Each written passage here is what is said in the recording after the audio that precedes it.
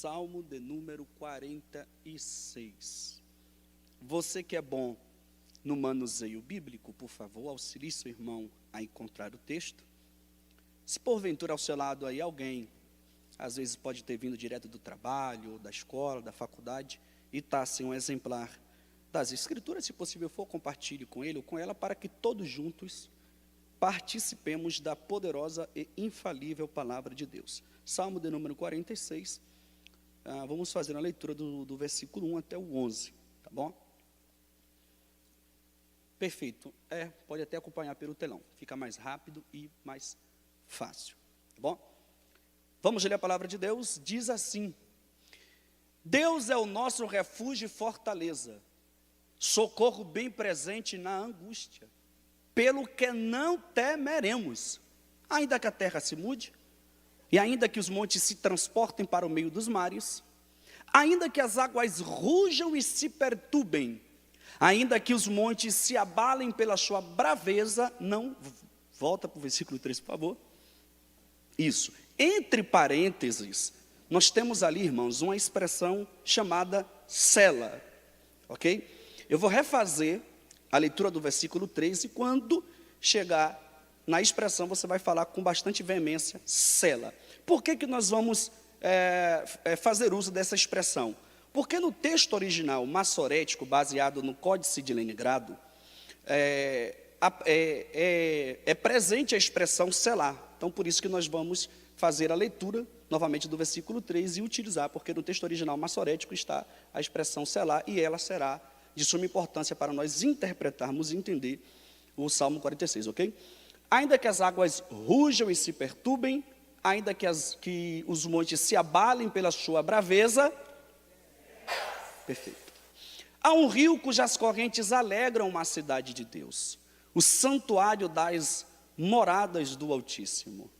Deus está no meio dela, não será abalada. Deus a ajudará ao romper da manhã. As nações se embraveceram, os reinos se moveram. Ele levantou a sua voz e a terra se derreteu. O Senhor dos exércitos está conosco. O Deus de Jacó é o nosso refúgio.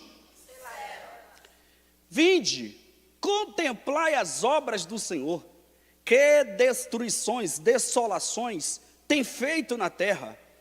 Ele faz cessar as guerras até o fim da terra, quebra o arco e corta a lança, queima os carros no fogo. Aquietai-vos e sabei que eu sou Deus. Serei exaltado entre as nações, serei exaltado sobre a terra. O Senhor dos exércitos está conosco. O Deus de Jacó é o nosso refúgio. Se possível for, você puder deixar a sua Bíblia aberta, eu vou trazer uma mensagem textual e vai ser muito simples o que eu vou falar. Vai ser mais ou menos assim, eu vou lendo, explicando e aplicando, tá bom? Leio, explico e aplico. Então, se você puder acompanhar a leitura do texto comigo, na medida que eu for fazendo a exposição. Mas antes, veja bem aqui para essa informação que eu vou lhe dar. O nosso planeta, ele possui um sistema. E o sistema do nosso planeta, ele divide-se em 3 esferas. E o perfeito funcionamento, de forma integrada, dessas 3 esferas, geram uma 4ª esfera. Quais são as 3 esferas? Nós temos, em primeiro lugar, a atmosfera. A expressão atmosfera é a junção de 2 palavras, átimo, que significa gases, e esfera significa camada ou setor. Logo, a atmosfera é a camada responsável por todos os gases que há no nosso planeta, responsável por toda a camada gasosa. Em segundo lugar, nós temos a hidrosfera. A hidrosfera também é uma junção de 2 palavras, hidro, água, esfera, setor ou camada. Logo, a hidrosfera corresponde a toda a camada líquida que há no nosso planeta. E, em terceiro lugar, nós temos a litosfera, que também é uma junção de 2 palavras, lito, rocha, esfera, camada, ou seja, a litosfera corresponde a toda a parte física e estrutural do nosso planeta Terra. O perfeito funcionamento dessas 3 esferas é que geram a biosfera, a vida no planeta Terra. A vida para nós, seres humanos, animais, plantas, tudo que diz respeito à vida só existe pelo perfeito funcionamento dessas 3 camadas, a completude do perfeito funcionamento dessas 3 camadas de forma integrada, é que geram a vida, a biosfera no nosso planeta. Se uma dessas camadas, tanto a atmosfera como a hidro ou a litosfera, se qualquer uma dessas camadas for abalada, logo estará comprometida a vida no planeta Terra. Exemplo, o buraco que há na camada de ozônio, que provoca o efeito estufa, que provoca o aquecimento global. Se isso aumentar, compromete a nossa vida aqui na Terra. Exemplo, se a hidrosfera ela for abalada, teremos maremotos, os mares ficarão revoltos, as águas inundarão a área urbana e vidas serão ceifadas. Como também a litosfera ela é dividida em 5 camadas. A litosfera, nós temos a camada chamada de crosta terrestre, manto externo, manto interno, núcleo interno e núcleo externo. Essas 5 camadas compõem o que diz respeito à estrutura, a parte física da Terra. Na primeira camada, chamada de crosta terrestre, essa primeira camada ela é formada por grandes placas tectônicas. E quando essas placas tectônicas se movimentam, automaticamente a movimentação das placas tectônicas liberam a energia sobre o solo da Terra. E essa energia que é liberada pela movimentação das placas tectônicas, quando alcança o solo da Terra, provoca um abalo sísmico, um tremor de terra, um cataclisma natural, um fenômeno catalogado pela ciência como terremoto. E se esse terremoto chegar a uma escala de magnitude 9 ou 10, ele pode causar sérios danos no local onde ele foi gerado e assim vai comprometer a vida no planeta Terra. O que eu estou tentando lhe dizer é que se qualquer uma dessas camadas for abalada, a vida na Terra está comprometida. Cremilson, eu entendi perfeitamente, mas o que isso tudo tem a ver com o Salmo de número 46? É exposição bíblica ou aula de ciência? Paz, meus senhores, paz, minhas senhoras, mas se nós fizermos uma análise exegética do Salmo 46 de forma aprofundada, nós iremos perceber que o salmista, na primeira estrofe, que vai do versículo 1 até o 3, ele está descrevendo um abalo sísmico, ele está descrevendo um terremoto, um cataclisma natural, ele está descrevendo um abalo, tanto na hidrosfera, como na atmosfera, como na litosfera. Ele diz, ainda que haja um terremoto, o terremoto trema a terra, o tremor da terra abale os montes, o abalar dos montes sacolejem as águas, o sacolejar das águas torne o mar bravo. Ainda que tudo isso aconteça, nós não temeremos. Ainda que haja um abalo sísmico e todas as esferas sejam abaladas, alguém vai dizer, não tem como sobreviver em um ambiente desse. Ainda que tudo isso aconteça, nós não temeremos. O que o salmista está nos ensinando é, ainda que a terra, que é dinâmica, estática, perceptível apenas pelo nascer e o pôr do sol, sofra um dinamismo perceptível aos meus olhos, ainda que eu olhe ao meu redor e tudo esteja uma loucura, ainda que eu olhe ao meu redor e tudo esteja fora do lugar, é terra que tremeu, é monte que abalou, é mar que está bravo, é vento que é contrário, ainda que as coisas fujam do meu controle, todavia nós não temeremos. O salmista está nos ensinando o segredo da confiabilidade em Deus. Nessa tarde o Senhor lhe trouxe aqui para lhe dizer, você precisa confiar. Cremilson, mas a minha vida se enquadra exatamente nesse contexto. A minha vida está assim, tudo fora do lugar, perdi o controle das coisas, está uma loucura, é terra que tremeu, é monte que abalou, é mar que está bravo, é vento que é contrário. O que eu faço? Confia em Deus. Ele tem um controle de todas as esferas na sua mão. Ele tem um controle do universo, da terra, sobre tudo e todos. Então perceba que ele vem descrevendo um abalo sísmico, e quando chega no final do verso 3, aí nós temos entre parênteses, e agora eu preciso que você redobre a sua atenção, nós temos aí a expressão selá. Olhe para cá, a expressão selá, senhoras, ela aparece 3 vezes no Salmo 46, a primeira vez no final do versículo 3, segunda vez no final do versículo 7, terceira e última vez no final do versículo 11.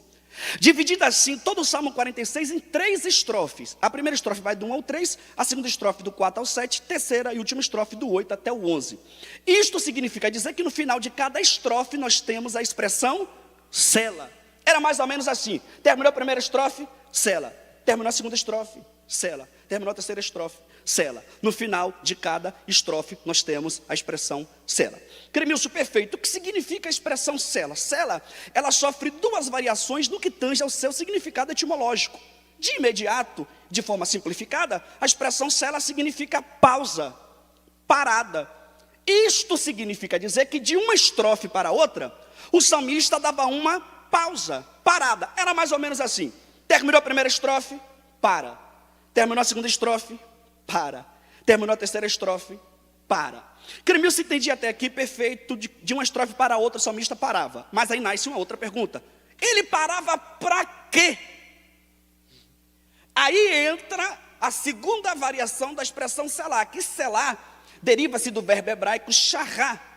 E o verbo hebraico charrá, ele funciona da seguinte forma: todo o sistema verbal hebraico, ele funciona através dos troncos, são 7 troncos chamados de troncos regulares, e mais de 10 chamados de troncos irregulares. Além dos troncos, os verbos, eles funcionam nas vozes ativa, passiva, reflexiva, e além das vozes também funciona através do aspecto simples ou intensivo.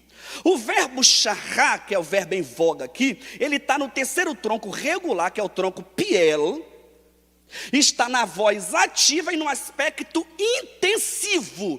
Cremilson, o que isso significa dizer? Significa dizer que de uma estrofe para outra, o salmista dava uma parada e fazia o charrá, que é o verbo em voga aqui. E o que significa charrá? Significa pôr-se de joelhos ou se prostrar.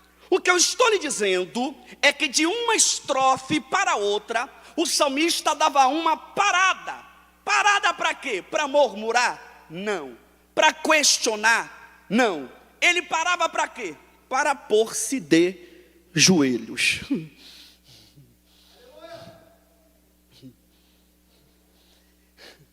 Ele parava para quê? Para questionar? Não, ele parava para se prostrar, para pôr-se de joelhos. E só agora é que temos autoridade exegética para entender o Salmo 46. Por quê? Porque quando nós não compreendemos isso, parece que o Salmo 46, a primeira estrofe não se encaixa com a segunda não se encaixa com a primeira, nem a primeira com a terceira, nem a terceira com a segunda, parece que não se encaixa. Por quê? Porque perceba que na primeira estrofe está tudo uma loucura. A terra tremeu, o monte abalou, mata bravo, vento contrário. Na primeira estrofe está tudo fora do lugar. Só que quando ele começa a segunda estrofe, a partir do versículo 4, ele já começa dizendo: há um rio cujas correntes alegram a cidade de Deus. Queridos, percebam que na primeira estrofe o mar está revolto. Na primeira estrofe o mar está bravo, senhores. Há um cataclisma natural que abalou a terra, tremeu. O mar está bravo na primeira estrofe. Alguma coisa aconteceu da primeira estrofe para a segunda estrofe que mudou o ambiente. Eu vou falar de novo isso aqui. Alguma coisa aconteceu da primeira para a segunda estrofe que mudou o ambiente. Porque na primeira estrofe o mar está bravo. Na segunda estrofe já não tem mais mar bravo. Na segunda estrofe já tem um rio de águas tranquilas. E o que aconteceu? O que é que nós temos da primeira para a segunda estrofe? Nós temos o charrá, pôr-se de joelhos, se prostrar. Só o joelho no chão tem poder poder para transformar mar bravo em rio de águas tranquilas. Alguém entendeu ali? Eu vou repetir isso aqui. Eu julgo ser relevante, eu quero que você guarde no seu coração. O joelho no chão tem poder para transformar mar bravo em rios de águas tranquilas. Eu desconheço mar revolto que a oração não transforma em rios de águas tranquilas. Eu vou falar de novo isso aqui. Eu desconheço mar revolto que a oração não converta em um rio de águas tranquilas. Deus lhe trouxe aqui nessa tarde para lhe dizer: o segredo é orar. Ora.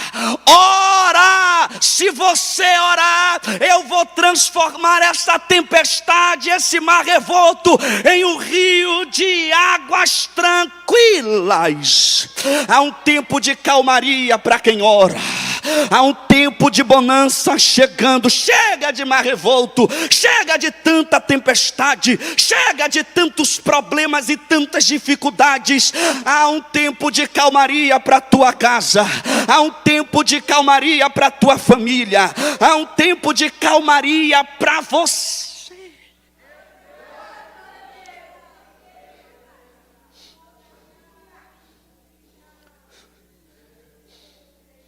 Eu não vim trazer nada novo para você. Eu só vim lhe dizer que se você decidir colocar os joelhos no chão, eu vim lhe dizer que se você orar, eu vim dizer que se você se prostrar, eu vim dizer que se você se colocar de joelhos, Deus vai trazer para você um tempo de paz, um tempo de calmaria. Esse mar revolto, ele vai converter em um rio de águas tranquilas. E quer saber o que é interessante? É que esse rio, as águas desse rio são tão tranquilas, missionária, que gera alegria para a cidade de Deus. Aí eu te pergunto, como que alguém consegue enxergar a alegria no meio de uma turbulência? Como que alguém consegue enxergar a alegria no meio de um mar revolto, de uma tempestade? Como que alguém consegue sorrir no meio de uma dificuldade? Como que alguém consegue se alegrar? Como que alguém consegue enxergar a alegria no meio de uma turbulência? Isso é senão o poder dos joelhos que se dobram. A oração gera em mim, a oração gera em você alegria no meio da turbulência. Eu vou falar de novo. A oração gera em mim, a oração gera em você alegria no meio do caos. É isso que o mundo não entende, porque tem gente que olhou para você e disse: pela intensidade dessa tempestade vai ficar cabisbaixa, abatida. Pela intensidade desse mar revolto vai entrar em depressão, quarto escuro. Mas para vergonha do diabo, olha você aqui cantando, louvando, adorando, sorrindo. Isso só a oração pode fazer, te dar alegria no meio da turbulência. Quem disse que a depressão vai te pegar? Os céus lhe trouxe aqui nessa tarde para lhe dizer: a depressão vai bater em retirada, e eu vou te dar alegria no meio dessa turbulência. Deus vai te tirar desse quarto escuro. Deus vai te arrancar dessa depressão. Deus vai te dar alegria no meio dessa turbulência. Glória a Deus. Aleluia. Eu vou ler para vocês aqui, e o que eu vou ler, com todo respeito, eu só acredito, senhores, porque está na Bíblia e ela é digna de toda aceitação. Mas se alguém me contasse o que eu vou ler aqui agora, eu não acreditaria. Eu só acredito porque está nas Escrituras e ela é digna de toda aceitação. Olha o versículo 5. Deus está no meio dela. Dela quem? Esse pronome está indicando o quê? Aí tem que voltar para o verso 4 para a gente entender. Há um rio cujas correntes alegram a cidade. Deus está no meio dela. Dela o quê? Cidade. Então é assim: Deus está no meio da... Olha que igreja inteligente. Deus está no meio da... Agora, olha só. E não será abalada. Gente, como assim? Como que essa cidade não foi abalada? A intensidade do terremoto, descrito nos versos 1, 2 e 3, foi tão intensa, a magnitude foi tão alta, que tremeu a terra, abalou os montes, sacolejou as águas. Irmãos, não tem cidade que fique de pé diante de um terremoto desse.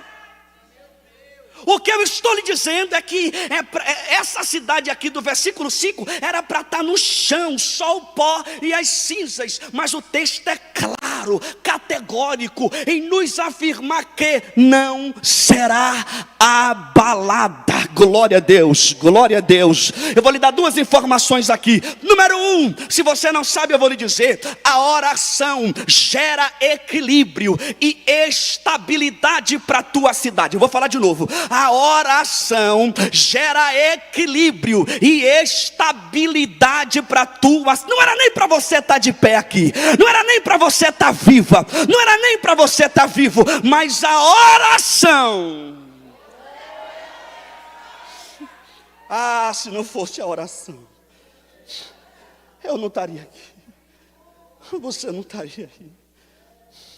Você não está de pé hoje porque você tem uma condição financeira razoável. Você não está de pé porque você é bonito, porque você é bonita. Nós só estamos de pé por uma razão. Está no texto: Deus está no meio. Glória a Deus, glória a Deus. Ele está no centro. Ele é a estrutura da nossa cidade. Ah, se não fosse Deus, nós não estaríamos aqui. Só estamos de pé porque existe um Deus que está sustentando a nossa cidade. Está dizendo: pode abalar do lado de fora, mas eu sustento aqui dentro.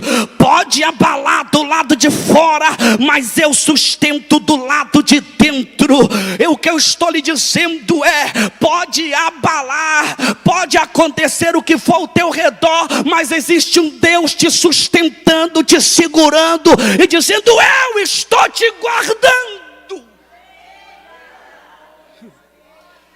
O que tem de gente que olha para você e não entende. O que tem de gente que olha para você e se pergunta: mas como que ainda está de pé? Como que ela está sobrevivendo depois de tudo isso? Terra tremeu, monte abalou, vento contrário, mar bravo. Quantas cidades caíram com uma intensidade menor do que essa? Se você está passando por tudo isso e ainda está aqui cantando, louvando, orando. Tem gente que olha e se pergunta: qual o segredo dele? Qual o segredo dela? O segredo está aqui. Está na vida de oração. Está no nosso Deus que nos sustenta. E eu vou lhe mostrar como que está o diabo diante disso tudo. Olha só, versículo de número 6. As nações se embraveceram e os reinos se moveram. Olhe para cá, por favor. As nações se embraveceram. Quem são as nações aqui? As nações inimigas, rivais de Israel, do povo de Deus. E qual é o sentimento do inimigo aqui no texto? É de felicidade? É de alegria? Sorridente? Não. Se embraveceram, ou seja, estão bravos, com raiva, com ódio, com ira. E a pergunta é: por que é que o inimigo está com tanta raiva? Simples, porque o inimigo pensou que o terremoto seria suficiente para te destruir. E aí é que o vento cessou, o terremoto acalmou e você está de pé. Ou você acha que o diabo está feliz te vendo de pé hoje? Ou você acha que o diabo está feliz vendo você cantando, pregando, dizimando, ofertando, subindo o monte, orando, ajudando, auxiliando? Você acha que o diabo está feliz com esse círculo de oração? Você acha que o diabo está feliz por você estar aqui nesta tarde? Você acha, Senhor, que o diabo está feliz vendo a gente aqui cantando, louvando, orando, buscando a Deus? Ele está com raiva, porque tudo que o inimigo mais queria era te ver no chão, caído na prostituição, na criminalidade, nas drogas, desviado, mas você resistiu tudo e permaneceu de pé. Número 2, além de bravos, os reinos se moveram. Movimentação. Ou seja, o inimigo ficou com tanta raiva, já que o terremoto não destruiu, nós vamos lá atacar. Locomoveu, se moveram, ou seja, estão vindo nos atacar. Aí fica uma pergunta: o que fazer diante dos ataques. Alguém diz, revida. Alguém diz, eu não sou besta. Eu pago com a mesma moeda. Bateu, levou. Alguém diz, não, se fosse você, colocava nas redes sociais, nos stories, nos status. Expõe ele, expõe ela. Te atacou, ataca também.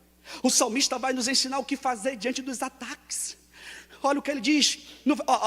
Olha para cá. Do 1 ao 3, terremoto. 4, 5, cidade ficou de pé. 6, o inimigo ficou com raiva, veio contra ele atacar o povo de Deus. No 7, olha o que ele faz. O Senhor dos exércitos. É a primeira expressão aqui, tratando o Senhor como exército, aqui no texto. Por que exército? Porque as nações estavam vindo atacar, guerra militar. Então ele diz, o Senhor dos exércitos está conosco. O Deus de Jacó é o nosso refúgio. Selá, selá. Pausa para se colocar de joelhos. Oh, aleluia, glória a Deus, glória a Deus. Eu não sei se era o que você queria ouvir, mas nessa tarde Deus está nos chamando para um compromisso de oração. Oh, glória a Deus, glória a Deus. Alguém olhou para você e disse que nada, paga com a mesma moeda, dá o troco, vingança. Mas os céus lhe trouxe aqui para lhe dizer, você pode ter o contato que você tiver, mas a oração ainda é a arma para destruir o inimigo. A oração ainda é a arma que o crente deve utilizar. Deus lhe trouxe aqui nessa tarde para lhe dizer, ora, muda a estratégia e ora.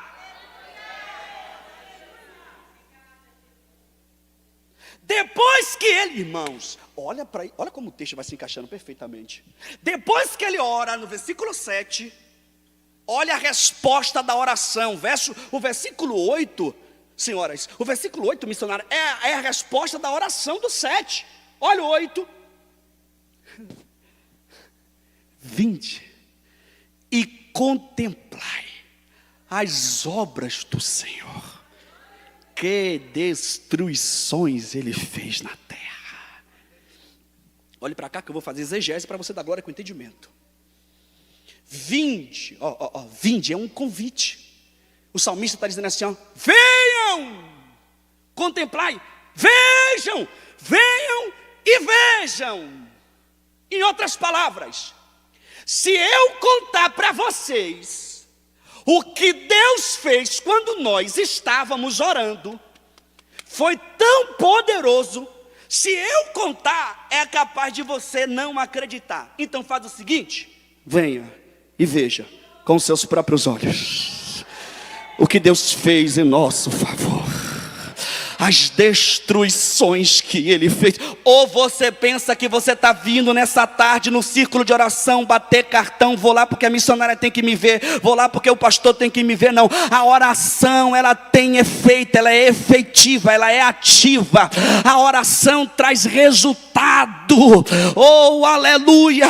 O que eu estou lhe dizendo é que você está orando aqui e Deus já está agindo lá.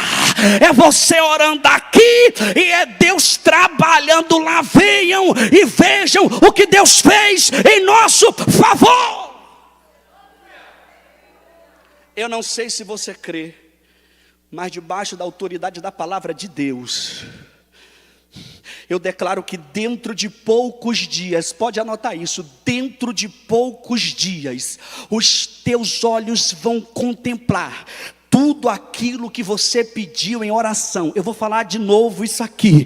Dentro de poucos dias, os teus olhos vão contemplar o que você pediu em oração. No 7, eles oram. No 8, ele diz, venham e vejam o que Deus fez. Vejam as destruições que Deus fez na terra. Quais foram as destruições? Verso 9 vai dizer, é um texto se encaixando no outro. Qual foi a destruição? Ele cessou a guerra. E como que ele cessou? Cessou assim, quebrando um arco, cortando a lança e queimando os carros no fogo. Aleluia. Deixa eu falar para vocês aqui. Deixa eu aprofundar só mais um pouquinho. Só aqui nesse versículo 9 nós temos 3 tipos de inimigos. Quantos inimigos? Me ajude, quantos inimigos? 3. Número 1, quebra o arco. O que é o arco? O arco é uma ferramenta usada pelo flecheiro, onde ele coloca a flecha para atacar o inimigo quando está longe, distante. Então quando o texto diz que Deus quebrou o arco, o texto está dizendo Deus destruiu os inimigos que nos atacavam de longe. Porque tem gente que não tem coragem de falar. Aí fica lá nas redes sociais, criticando, falando mal. Mas Deus não é só o Deus que quebra o arco.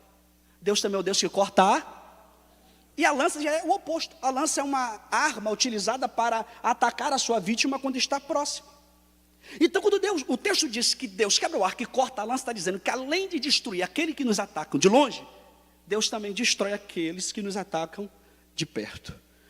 Porque nem todo mundo que está perto é amigo. Isso aí você já sabe. Não tem nada de novo nisso aqui. Além disso, Deus queima os carros Queridos, olhe para cá. Você lembra que no versículo 6, o inimigo estava com raiva e vindo atacar? Então o que o inimigo fazia? Eles entravam nos carros, veículo de locomoção, para alcançar a sua vítima com mais rapidez e agilidade. Quando o texto diz que Deus queima os carros no fogo, o salmista está dizendo mais ou menos assim: o inimigo ficou com raiva, entrou nos seus carros e vieram nos atacar. Mas antes que os inimigos nos alcançassem, houve uma intervenção divina. Fogo desceu do céu, queimou os carros e disse: você se levantou, mas não alcança ela. Se levantou, mas não alcança ele. Há uma intervenção divina, há uma intervenção do céu que está destruindo e queimando os carros do inimigo. O inimigo, ele lutou contra a tua casa até hoje, bagunçou até hoje, exerceu influência até hoje, mas depois dessa tarde tem carros sendo queimados no fogo, a fogo de Deus manietando e paralisando os ataques do inimigo. Não vai alcançar a tua casa, não vai alcançar a tua família, não vai alcançar o teu ministério. Há uma proteção divina.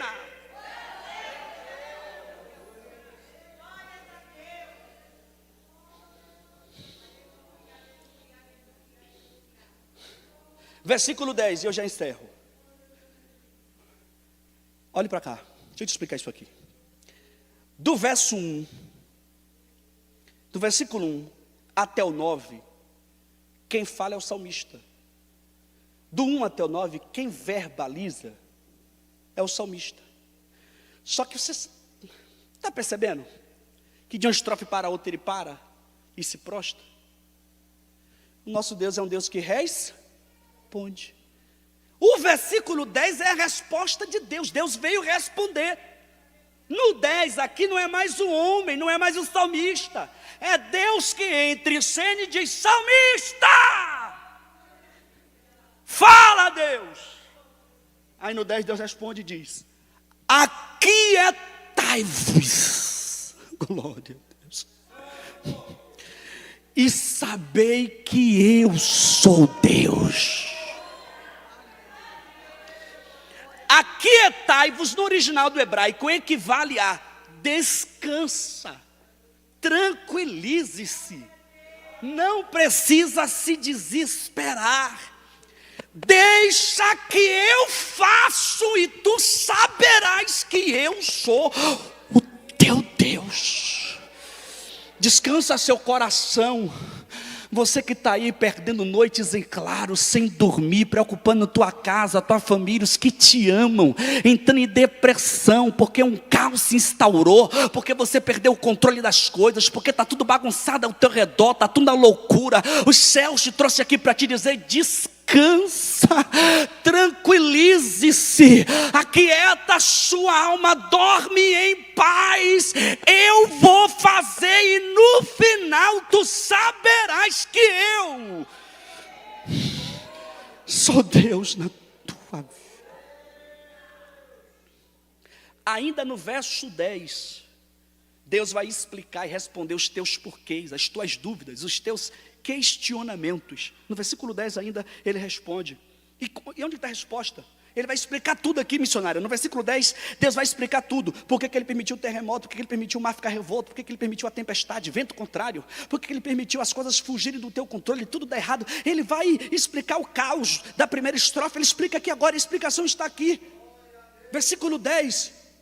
Aquietai-vos e sabei que eu sou Deus. Agora vem a explicação. Serei exaltado entre as nações. Serei exaltado sobre a terra. Sabe o que é que Deus está dizendo? Deus está dizendo assim: salmista, fui eu que permiti a terra tremer. Fui eu que permiti os montes se abalarem. Fui eu que permiti tudo acontecer. Mas eu não permiti para a tua vergonha. Eu não permiti para a tua desonra. Eu só permiti porque eu sei que no final de tudo isso, o meu nome vai ser exaltado. Você crê que vai terminar em culto de agradecimento com o nome de Deus sendo exaltado? Você crê que esse caos vai terminar em culto de agradecimento com o nome de Deus sendo exaltado? Eu vou orar por você agora, mas eu vou lhe falar a última coisa. Irmão, de tudo que eu te falei, guarde isso aqui, porque é a última coisa que eu te falo e oro por você agora. A expressão selar, ela aparece no verso 3, mas não aparece no versículo 1. Versículo 1 não tem selar. Versículo 1 não começa com pausa e oração. Versículo 1 começa com caos. A oração começa no 3, 7 e termina em oração. O que eu estou lhe dizendo é que Deus permite o caos para te fazer orar. Deus sabe o que nos leva à oração. Ele toca onde for necessário. Eu encerro a minha fala ali dizendo nesta tarde que os céus sabem como te fazer orar. Eu estou pregando para a gente que entrou aqui vivendo dias difíceis, momentos de solidão, onde só Deus pode ser o seu sustento. Deus, eu trouxe aqui nessa tarde para lhe dizer: eu permiti para te deixar mais crente, para te fazer orar mais. Eu permiti para te trazer de volta a vida de oração, porque quando tudo estava equilibrado não tinha selar, não tinha charrar, mas depois que o caos apareceu, depois que as coisas fugiram do teu controle, você está mais presente no círculo de oração, você está vigiando mais, até monte você está subindo. Os céus lhe trouxe aqui nessa tarde para lhe dizer: eu sei o que fazer para te levar a vida de oração. Ora, ora, ora. Com a permissão da missionária, por favor, fique de pé.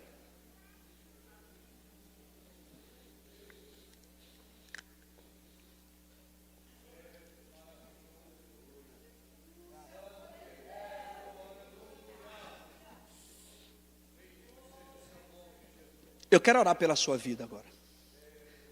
Eu quero orar por você e também quero orar com você. Eu quero que você aproveite esse momento e você ore. Fale com Ele. Não espera o caos ser instalado. Mas se for preciso, Deus sabe aonde tocar, aonde mexer, aonde fechar, onde arrancar, onde tirar, para te deixar crente, para te fazer orar. Deus sabe. Então aproveita aí 1 minuto para a gente orar aqui, 1 minuto. Eu tenho aqui 1 minuto.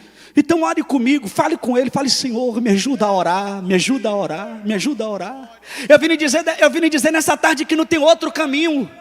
Eu vim lhe dizer nessa tarde que o veículo de comunicação com Deus ainda se chama joelho no chão, ainda se chama oração. Eu vim lhe dizer que o segredo para transformar a mar revolta em rio de águas tranquilas é só através da oração. Eu vim lhe dizer que nós estamos em uma guerra contra o inimigo que não é de carne, não é de sangue. Eu vim lhe dizer que nós estamos em uma batalha espiritual e a única forma de vencermos é através de uma vida de oração, é orando, orando, orando, orando, orando, ora! Aí está a tua igreja, aí estão os teus filhos. O Senhor conhece cada um de nós individualmente.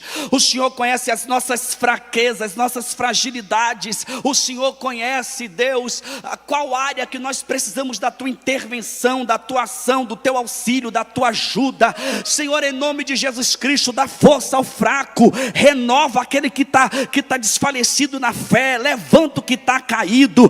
Em nome de Jesus Cristo, receba força, receba resiliência, receba resistência. Se você não tem desejo de orar, ore até que o desejo venha. Se você não tem força para orar, ore até que a força venha, mas não pare de orar. Os céus lhe trouxe aqui para lhe dizer: ora, ora, ora, ora, ora. Enche os teus filhos e renova para a glória do teu nome, Deus. Amém.